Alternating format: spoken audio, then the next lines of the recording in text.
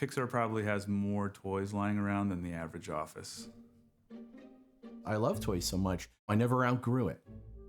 We love toys. This is kind of what we're all about. We surround ourselves with all sorts of toys from our childhood and the things that we had and the things we couldn't have.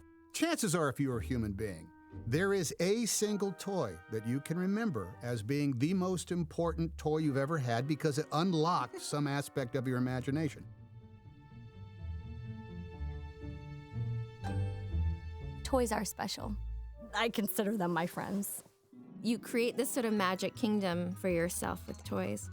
The thing that makes toys special is they will play whatever game the kid wants to play. That's something that you can't really get with anything else. In the old days, if you were bored on an airplane or in a hotel room or in the back of a car, you had this toy that made the journey with you, and you were no longer in that car or on that airplane. You were in the world that you created with this toy. I started on the Lego pretty young. Major Matt Mason was my favorite toy of all time because he was in space. I was such a super shy kid, so I spent a lot of time in my room alone. It wasn't really about like, oh, make the thing on the box. You do that once and then you're like... It cost $1.25, which I bought with my own money. Setting up my Polly Pockets. You're usually sitting on the floor. And putting them all out on the mat and making them talk to each other. And then you pour the pile in front of you, and then you start building. Look how tiny they are. And 4 hours has gone by. I have maybe 100 of these things in here. For me, it was all about spaceships. Meet Major Matt Mason, Mattel's man in space. There was a wire inside, and if that broke, well, then that arm could no longer do that, but I just worked it into his stories. I never really Legoed with other people, once in a while. You would place all of the houses on the mat. I mostly Legoed alone. 1, 2, I mean, come on. This is like Transformers, but better. When I was a kid, I was scared of monsters. My dad brought this guy home and he said, the best way to fight a monster is with a monster. At night when I was sleeping, this guy was on watch for me. I was a big Barbie person. I imagined they were living an adult life.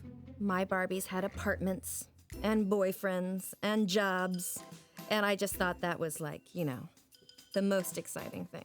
Now I'm like, oh, goodness, I have all those things. It's exhausting. My favorite was Beaker. He was always like, meh, meh, meh, meh, meh, meh. I laughed so hard at that because everybody else was talking and making jokes, and he was like, meh, meh, meh, meh, meh, meh, meh. This was my favorite toy growing up. His name is Gigi. I would bring him everywhere. Just look at him. He's so cute. No judgment. Most other adults tend to kind of grow out of toys, whereas Pixar people tend to kind of cling to it. I like to think that a lot of us animators and artists, we'd never really grew up. Can an office be too full of toys? I don't think so. Yeah, it's actually hard to find a spot that we don't see a toys. I mean, you can see a toy everywhere.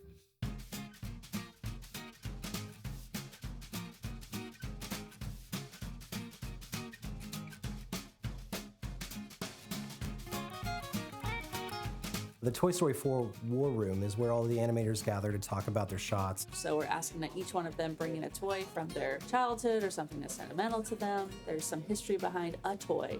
What is your toy story? It's full of toys and we actually use them. What does it feel like when he... It helps a lot to keep you inspired and to help in animation. There's a toy right there up on the bookcase. It's everywhere. Toys are the perfect protagonist because there's almost no one who hasn't had a relationship with a toy as a kid. We stay connected to toys because when you're a kid and you play with toys, you're creating these worlds and telling these stories.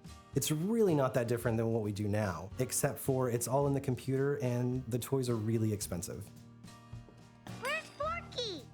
Through a series of unfortunate events, I lost all my toys. I was having a conversation with my wife about our first memories of life. For me, that was standing in my grandmother's driveway playing with this Mr. T doll. For my birthday, her and my kids, they got it for me. I remember being overwhelmed with emotion because I was back at my grandma's house and I could smell the smells and feel the feels.